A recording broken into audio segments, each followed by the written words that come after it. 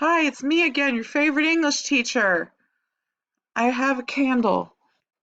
It's not pretty. But it's in a tin. It's no, you can't see it from the camera. But it's a Honeycrisp apple candle. Um, this will be short because it's not very many pages. Just going over Orleana's chapter at the beginning of book 5, Exodus. Um, and then on Monday, I will put up questions on book 4. And I'm going to do the questions all at once instead of separately because no one has said, hey, can you switch it back to the other way? So there you go. Um, let's get into the text here.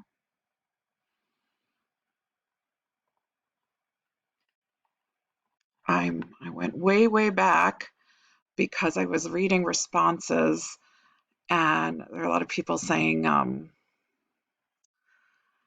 in those book 2 questions talking about Ada and religion. The question about that religion can live or die and faith can live or die on the strength of a faint breeze.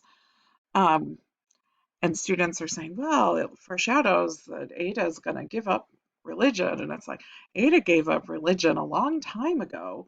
She recounts, it's like later in the slightly later in the text than the point with the part with the lion.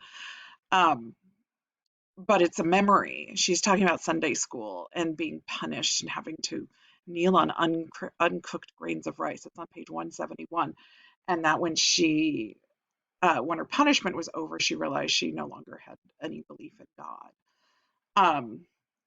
So Ada just sort of looks at all religion as kind of like this interesting thing that people do. And she sort of has her own beliefs that involve her language and palindromes and poetry and math and um, just sort of her own way. Another thing that I saw a couple of times in your responses was that some people are saying Congo people. They're not Congo people. I don't know. I'm not correcting a whole lot. There's some spelling issues. There's some, not doing apostrophes for possessives. But don't say Congo people. The adjective is Congolese. I am putting that in the questions, and it's also, of course, in the novel itself. Um, there's just something, I don't think anyone's deliberately trying to be disrespectful, but there is something about Congo people that comes across a little disrespectful to, and who am I? I don't know. But that's I'm gonna correct that because that's a thing. Um, so Orleana has this chapter, and of course it's very sad because it's still many, many years ahead, but it's recounting her memory right after Ruth May's death. Um, and she's talking about remembering the babies. This is where in class I ask, who's the baby of the family? Who's or, if you're not the baby of the family, do you think that your mothers feel this way about the baby of the family? And most students do. And even the students who are the babies of the family kind of feels that way. And, I'm not going to lie. I am, I didn't have Orleana's circumstances of having 3 children, um, essentially, all babies at the same time. But there is something about the youngest where you just like have that kind of physical connection. And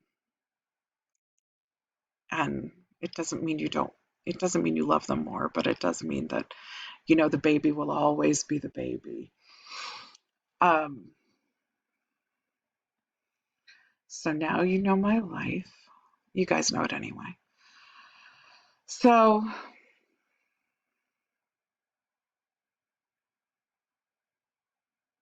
she's the one you can't put down. Oh, it's so sad. And she talks about having to stay moving, which was evident in Leah's last chapter at the end of book 4. And that everything just made more sense to her now. And then there's a question of, is Orleana to blame here? I have had a student, well, I've had at least one student willing to just sort of say it outright that he blamed the mother for um, not leaving Africa earlier,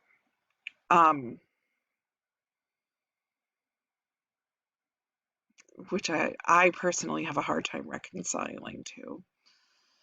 And she says, maybe you still can't understand why I stayed so long. I've nearly finished with my side of the story, and I still feel your small round eyes looking down on me.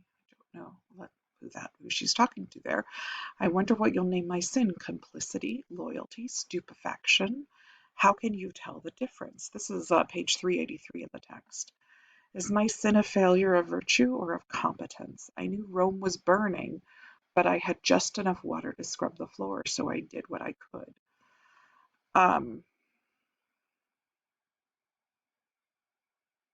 And she just says this basically, frankly, I've only found sorrow. Like, she's saying here that she's never gotten over the death of her child.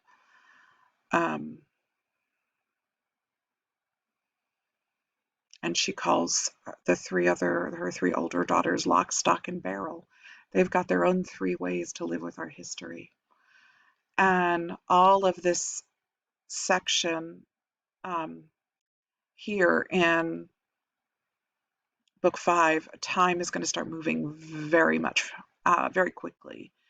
And between each chapter, sometimes a whole chunk of years will go by as the 3 daughters go into adulthood. So it'll start moving very, very quickly. And I will go over it all for you next week. If you love it, if you love the videos, good. If you have suggestions, tell me. It does feel a little like shouting into the void for me here. But you're not responsible for my feelings, but if you have feedback for me, I will take it. I hope you're reading. I hope it's helpful. I'm sorry everything sucks. I hope everyone is healthy and safe. Have a lovely weekend. I will talk to you on Monday. Take care, everyone.